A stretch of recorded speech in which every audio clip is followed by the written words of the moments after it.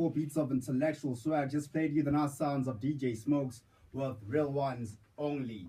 Good music and vibes, and yes, we are in African Insights, and we're going to be talking about something rather very interesting and quite intriguing and thought-provoking. But before we get into that, I'm joined in by two wonderful guests. I'm joined in by Mpho and Bev Ditsie.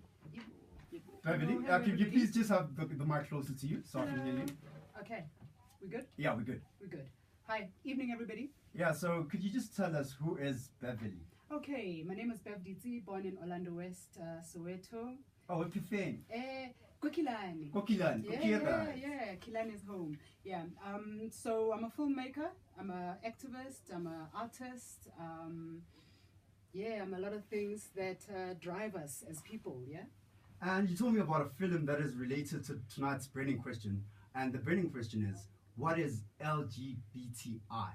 You are missing a Q and a A there. I'm missing a Q and an A, yeah. but so it's LGBTIQA+. Plus. I guess you're going to have to break it down. Yeah, I'm pointing out. Oh my God, a lot of things have been added right now. Oh my God. Let's continue. No, listen, the film Simon and I was a film that I produced and directed with my co-director and my producer, Nikki Newman. And it came out in 2003. Yeah. And it's a documentary film based on the life and the inspiration of an activist called Simon Ngodi, who was a Delmas treason trialist and anti-apartheid activist who also came out as being both gay and was also one of the first gay men to come out in this country as being HIV positive. So he was an activist in HIV rights, gay rights, people rights, human rights, all rights. And so it was really, the film was based around him. Well, and my relationship, but it's called Simon and I, and it's done its rounds around the world, and is used as part of a module for at UJ. Yeah, and so in that's African why we're Insights. Here. In African Insights, that's why we're here. Okay, so just please break down the LGBTIQA plus. Yeah. No. Okay, so listen. You know, at first you had gay rights, everything was gay. And obviously, when you then start looking at it, gay refers to only gay men. Yeah. So then it became gay and lesbian, which just means gay men and gay women, right? Yes. But then bisexual people are excluded. Transgender people are excluded. Those who identify as just simply queer are excluded. Asexual people are excluded. All the other plus and all the other allies are excluded from this entire rainbow of differences. Yeah, rainbow. And therefore, you've got gay, lesbian, bisexual, transgender, queer, ally, asexual. And then what is ally? Could you just... Ally is anyone who is not discriminating on the basis of anything, whether it's sexual identity or gender expression, gender identity, none of it. None of it. And so you would be an ally. Okay. Yeah.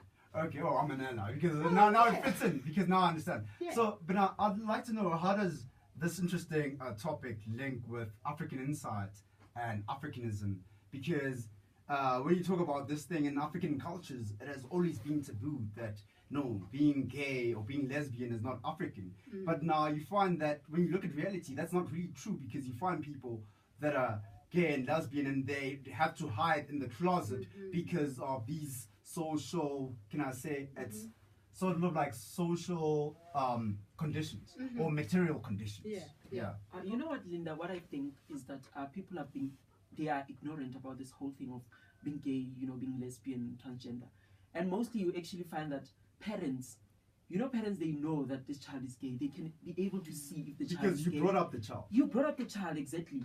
They are the ones who will make the child to feel free of who they are. And at times, if you're not free, you don't feel free at home, how are you going to feel free in the community? And you also find that they also say things like, if you're gay, you're not African, you are un-African and stuff. And there are a lot of bad things that happen to gay people. Looking at in communities and townships, they will call you with names, Morphis, Stabane, and all those names. And a lot of things happen to gay people out there. Especially violence, like violence, exactly. Exactly. Like, what happens? Corrective rape to lesbian because they want to make you straight. A lot of things happen. They will kill you because of being who you are. Hence, you find that a lot of gay people, they go to clubs, to the gay club. They call it a gay club. Well, they never really name it lesbian or transgender club. But you know, in a gay club, that's where they feel safe. They feel much safer than going accepted. Accepted, yes, because it's a space where they can interact with the people of their same sex identity per se, and they feel that they are not being discriminated of who they are. So basically, being gay or being bisexual is not a European thing. Like, it exists in each and every human being. It does. It does. Hence, you see that across Africa, they at times have this whole thing of being gay is a sin or is an immoral behavior. But there are gays that still exist in Nigeria, in Zimbabwe, even in Namibia. There are gays that are still there because of the whole government law that has been passed in those countries. They still hide because they know, okay, if I state who I am or you portray who you are, the reality of who you are, you will be killed, obviously. So heterosexism is a social construct. True. Just like racism is a social construct, just like patriarchy is a construct. All these are constructs that have to do with power. Yes. And as a power construct, you are telling people to be a certain way. We all have to behave a particular way. We all have to live a particular way and eat a particular way and do things a particular way. So anything outside of that paradigm is then persecuted. And so wherever right throughout history, anything that is different to what is seen as the norm gets persecuted. And as a result, all of a sudden you've got things like it is un-African to be gay, when in actual fact it is un-African to be homophobic.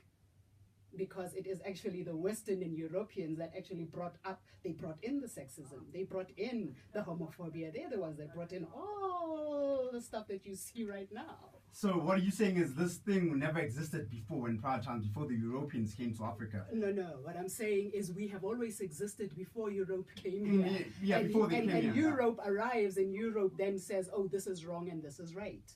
The way that women and men have been treated and were treating each other, my great-great-great-grandmothers used to tell us stories all the way back about the respect that women were given because we are the givers of life. And then Europe comes and says, oh, you wear pants and you wear dresses. Remember, there were no pants and no dresses. We were all dressing the same. Yeah. Do you know what I mean? I know what you obviously mean. Europe comes and starts treating women like some Victorian damsels in distress, and women are supposed to be fragile. And then people take it on and they call it tradition and culture, and then you come and tell me that it's not tradition and culture.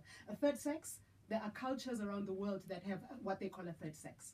And a third sex is something that's always been known. My great-great-great-grand, who passed away when she was 91, said to me that, oh, if we were still living in the boondocks, as Laleni, we would have taken you up to the mountain to go train to be a healer, because a lot of what we call the third sex ended up being healers. That is why you see Zangomez Ningi who are gay. You see a lot of lesbians, because these are people who have to question God so much that they end up being healers. And if you look at right now, right throughout the world, this is something that is known throughout in indigenous tribes throughout the world. But it's being shut down because who knows what's going on in the world? Who does history belong to? To the victors. And we are not the victors. We don't write history. Exactly. History is always written by the victor. We are not the victors. We're not victors, yeah. And the victor will always write it to sort of according to their agenda and coincide with their agenda. To perpetuate the status quo that gives them the power. The power, exactly. There you go. So, but now, would you say, like, as an activist within society, people will ever switch from that mentality of shaming people that are homosexual or people that are gays or lesbians and all of that? Because for me as an individual, honestly speaking, I see a person beyond sex. I just see humans because I see beyond superficial. When I look at a person, I see as spiritual beings. We're all spiritual beings. You know what I mean? I think the problem starts from when we start labeling each other that you are this, you are this. But do you think people will ever choose to be, you were saying, what are they called, allies or what? Allies. Allies, you as an ally on this show right now are probably doing something to change somebody's mind. Because if you think about it, my existence cannot and does not affect you in any way. Yeah. So why would you want to harm me? Exactly. You know what I mean? Like, that makes no sense to any of us who are activists in this space. And I believe people don't choose to be. No, you sometimes you don't really choose to be what sex. You didn't choose to be gay. You didn't choose to be straight. Exactly. Did you grow up going, I choose to be straight? No. No, I didn't choose to be a queer woman. I did not choose. Did you choose? I don't know any of us who would actually choose a life of persecution. So how would you advise somebody out there who is sort of like a gay or bisexual or somebody that's queer and they getting harassed in society? How would you advise them to deal with that? I think what they need to know that they have rights. In South Africa right now, this whole of human rights to your sexual orientation. Obviously, if you experience those problems whereby you've been victimized or you've been bullied, you can report that to the police, and you can even open a statement regarding that if someone has done that to you, because like in South Africa is much better than other countries whereby you have that freedom to go to a police station and claim that okay, this person have done this to me, and then you can claim that. But however, there's some kind of funny things that are actually happening in a police station. It might still you be might come and say, yeah. I'm a gay person and maybe I've been raped or whatever, and then they'll start laughing at you that you're not man enough. Yeah. Or they might just start making jokes and whatsoever. Yeah, I know. They might I not know take that. you seriously. They don't take you seriously. Just like let's say They might not a man that goes to the police station and said I got beaten up by by my wife, wife. for Yeah. example. That's gonna be a joke. Yeah. Yeah. So they might just cause a show, and you might feel like your complaint is not fully taken into consideration. It's unfortunate that what is policy and what is enshrined in the Constitution and in the Bill of Rights does not actually trickle down to reality on the ground. Because in reality, racism still exists, and yet it's in the Constitution that we shall not be discriminated against based on race. Do you know what I mean? I know what you mean. Like all across the board, what is in policy does not actually filter down to the ground. And exactly, information. Because most of the information that you're telling me, most of the things, information, I'd say it's limited. Very, very limited. Well, no, it's not. It's not. We have the internet, that everybody's sitting on the internet right now. And yet we do not access the information. If you went to the Constitution of South Africa... I'm talking in terms of mainstream media. It's not out there. Yeah, but then who runs mainstream media? And do they want anything out there? And does it matter? Doesn't matter. And because I feel like the Department of Education this should be put in the curriculum from an early age, because there's things like LO, love orientation, that's taught in primary and high school. But now, when it comes to sexual orientation, it's quite limited. They just talk about girl and boy.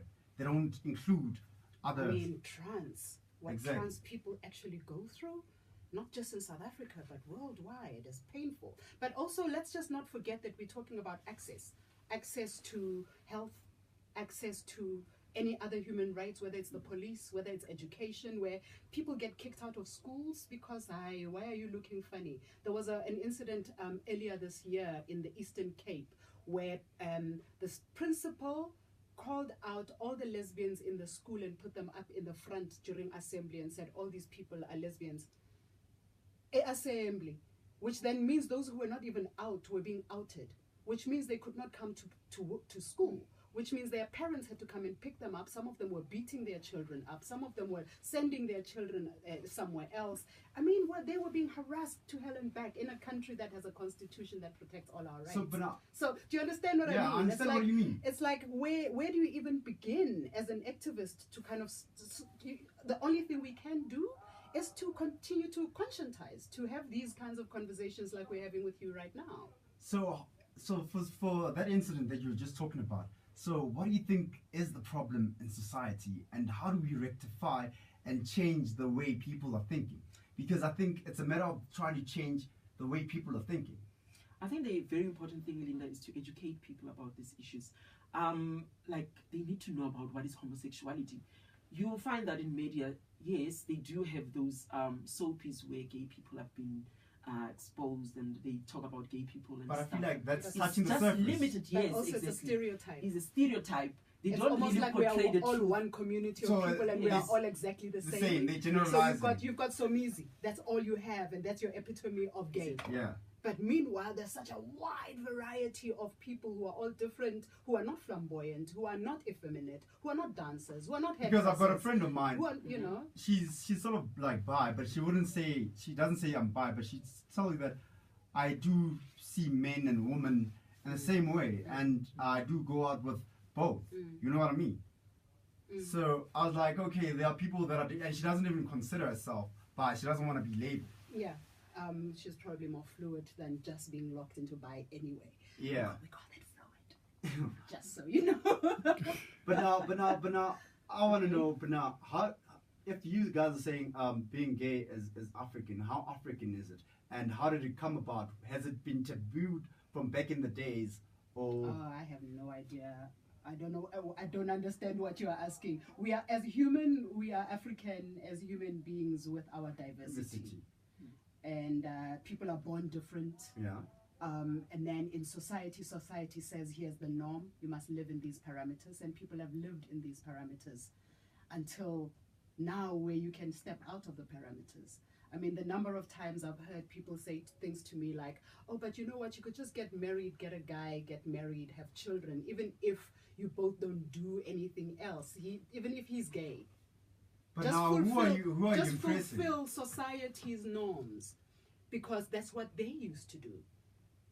Are you seeing what I'm saying? Where they make you live in a mental prison. But I mean, that's how people lived. Where, okay, we are going to fulfill society's rules, and society's rules says this is how we must live, and therefore everybody lives like that, even if they're living a lie. People have been living a lie for centuries just so that they can fulfill society's norms. And also, I think also the family. In terms of your family, they will say, okay, you need to marry to a woman. And society's norms. And you'll have children with that woman and whatsoever, but things won't go well. You'll actually find married men going to gay clubs and in fact, hanging out with, the small gay guys. And they end up becoming blessers and stuff, because of they are living a lie. And now gay communities are viewed as immoral. But now, question arises, then how does Ubuntu fit in, because we are all humans? Exactly. Isn't Ubuntu about embracing humanity? It's all about that. That's what Ubuntu is. So generally, I don't subscribe, nor do I listen to anyone who comes and tells me about some hateful God or some culture that hates people. You know what I mean? Yeah. Like, Ubuntu is about embracing humanity, and if we are to embrace humanity, we are embracing everyone, because we are recognizing the humanity in each and every one of us. So for somebody that's homophobic, sitting there at home, what food for thought would you like to give them? Shame. I think you're sad. Whoever you are sad, and you need to really be questioning your own sexuality, because generally we've found that the people who are most vocal in their homophobia are the ones who can't close their eyes at night, because they know that they are fantasies they should not have. So I find you sad. Accept who you are and be free, and relax, because my life does not affect you in any way. My existence does not affect you. I'm a breadwinner. I don't lesbian for a living. I live. A lot of the TV shows that you see on air, I created. And you would not pinpoint and say, oh, and now you want to kill me because what? My partner, who maybe we make love maybe once a month, you are going to try and murder me for that. Because that's really the only difference between me and you, is who I have a partnership with. Yeah. The rest of my life is the rest of my life. We live, we go to school, we eat, we work, we are breadwinners. We live in a society with other people where we are affected by the same things that affect other people. We are business owners, we're doctors, we are part of society. And so if somebody has an issue with me, they need to look at themselves. And also what I think, Linda, in terms of people who are homophobic, the painful part is like, I'm from the Faculty of Education. So, at times we do engage with these issues of LGBTI and stuff, like when they go for a camp. Like with students at education, they go to this camp at Activism. So we have a space whereby we talk about such issues. And you'll actually find young teachers who are still in their first year, they still have these issues about gay people. They'll be like, I will never teach a gay child in my classroom. I'm thinking, but you're a teacher. What kind of mindset? I mean, how can you be homophobic and you're a teacher? But now you're being discriminative. You've been for no reason. For no reason. You're contravening the highest law of the country, the other Constitution. Than the fact that, this is the same person that is supposed to embrace the diversity. Exactly. I know, it's sad. They need to look at themselves. Generally, that's where it begins. And someone who need to promote love. I think a teacher is a person who promote love, equality. Someone who educate. those are the people that need to educate other learners in the school That's about why I say that's homosexuality. I think people stuff. haven't learned that there is unity within diversity. True, which is Ubuntu. Quite interesting. Yeah. The time is exactly 4 minutes before 8 o'clock. You can still hit us up on Twitter at UJFM, at SmurfZine, or hashtag The General Public Affair, hashtag African Insights. And yes, conversations do continue. You can also hit us up on our WhatsApp text line, which is 064-826-5800. But now, in closing, I'd just like you to tell me more about the film. Simon and I. Yeah. Yeah.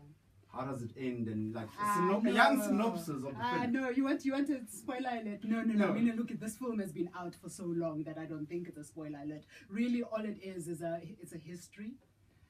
It shows the first Pride March. It wasn't called Parade then. It's a whole different conversation. But it shows from the very first Pride March right throughout the adopting of the constitution of the country and the kind of activism that we had to do, because we were very active. We made all kinds of media blitz. We were all over the place to make sure that, issues of freedom, issues of equality, and particularly pertaining to sexual orientation were on everybody's lips. Because the more you talk about something, the more people actually are engaging the conversation, the more you're opening people's minds. I think for me, it's when you're not talking about issues that become a problem. I mean, right now, girls are being abducted and raped left, right, and center.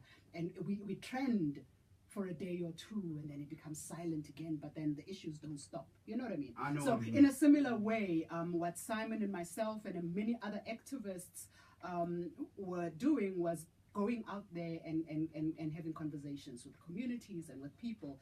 And that kind of got to where the Constitution was adopted in 1996, which actually includes the word sexual orientation, which was the first in the whole world. So Simon and I was about my relationship with Simon and Cody, but it's also really to the background of the LGBTIQ history of South Africa. Okay. So in closing, just one burning question for both of you. I'd like to know, have you ever been treated unfairly at work or in terms of employment because of your sexual orientation? Have you ever experienced that? Or probably you were not given a job because of your sexual orientation?